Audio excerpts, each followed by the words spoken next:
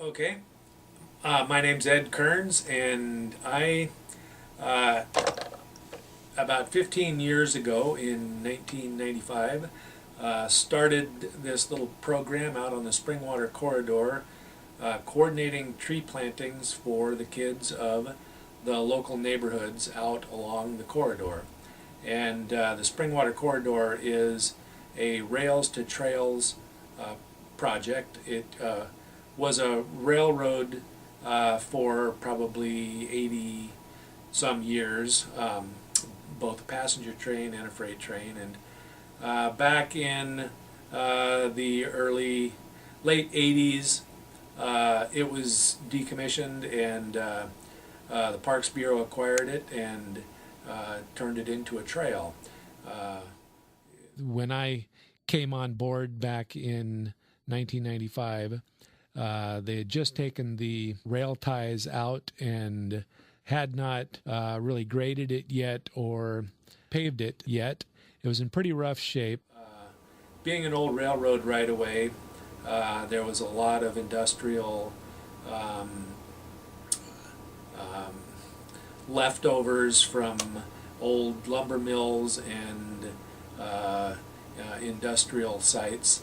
So I adopted this portion, about a 2 mile portion of it, one of the worst sections of the corridor in what's called the Lentz neighborhood. And I grew up in that neighborhood, and so I had have a fondness for it. And so uh, we started planting trees along the corridor even before they started paving it. Over the last 15 years, we've had probably 200 tree plantings. And we've planted probably well over 40,000 native trees and shrubs.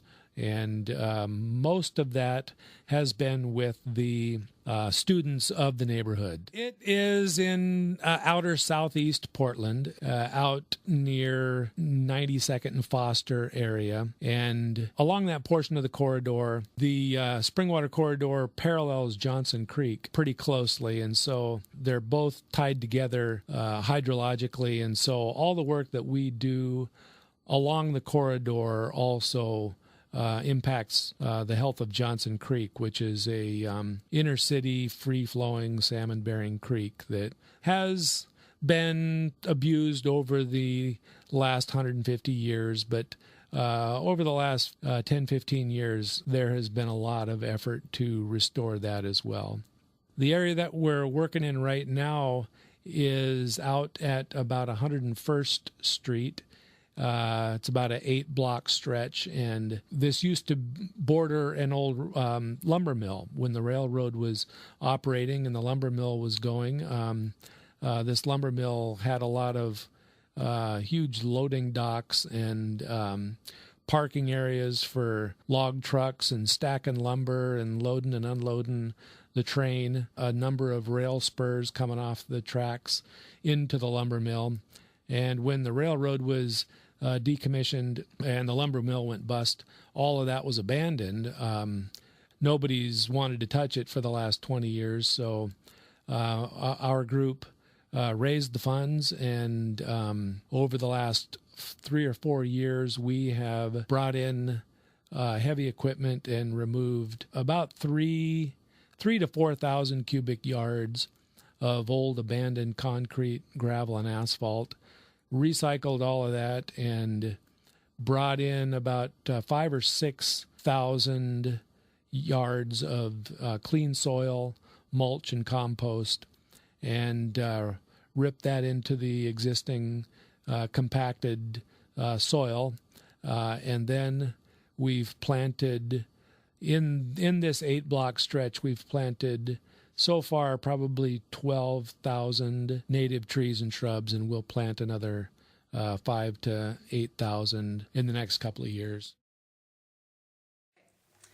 Hi, I'm Julie Barber, and I'm a 4th grade teacher at Clinton Kelly Elementary School, Southeast Portland. We're in the Lentz neighborhood. I first met Ed Kerns about, well, it's probably getting close to about 15 years ago.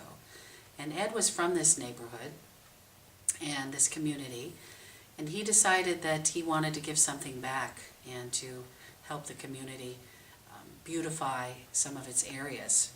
So he connected with the school, and we set up some plantings. Ed has also coordinated those with Portland Parks, AmeriCorps. He was always very good at getting good role models for the kids when they're out doing their planting. So I have actually worked with Ed probably almost 15 years with these plantings in the Springwater Corridor. The special thing about the plantings is that, again, Ed is kind of a community treasure, I think, for us, and the kids really look up to him and respect him a lot. He tells a little bit of his story, but mostly he wants the kids to be involved in their community, and that they all can play a part in that, and that's what's been so special about that. So for these last almost 15 years, Ed has coordinated these plantings with our 4th and 5th grades, and again, I've been fortunate to be a part of that every year. I usually have about 25 or 26 students that are in my classroom, and we're able to plant at least once during the year, and sometimes twice. What's also special about it is that Ed makes sure the kids know about native plants, and so there's some science involved in the importance of planting native versus non-native or invasive plants. Ed even came into the classroom a couple of times and actually taught the kids about native plants before we went out planting. So he's been very involved in that process too. I think the other thing, besides just the native plants, is that the kids see this is their neighborhood, and that's the other thing that Ed points out. They can take their families out on the corridor. These kids live right within walking distance of the corridor trail. So he shows them that they can be out there, and it's another thing they can enjoy with their families. What's been fun for me is that kids will come back after the plantings, and they'll tell me, oh, we went out on the Springwater Corridor, and we saw where we planted those snowberries, and they get very excited about it. Or they'll come and talk about their parents and their families also noticing the changes on the corridor trail. So all of that combined makes these plantings and this involvement with Ed very special. I think I mentioned too how he brings volunteers along that are great for the kids. They're responsible, they're fun, they're older, and my students just really cling to that and that kind of energy and youthfulness in what they think are adults but aren't quite adults. And so they have a great time, and there's a lot of mentoring going on, even in that short period of time. The mentors or the volunteers are also usually college students, and so education is also a big thing that's talked about a lot. So all in all, I would have to say again that Ed Kerns is very special to the Kelly community, and I don't know what we would do without him, because he gets things going, he gets things organized.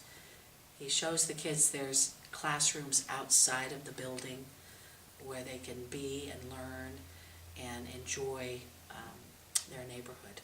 So again, I appreciate Ed very much, and I know every single student does as well. Thank you.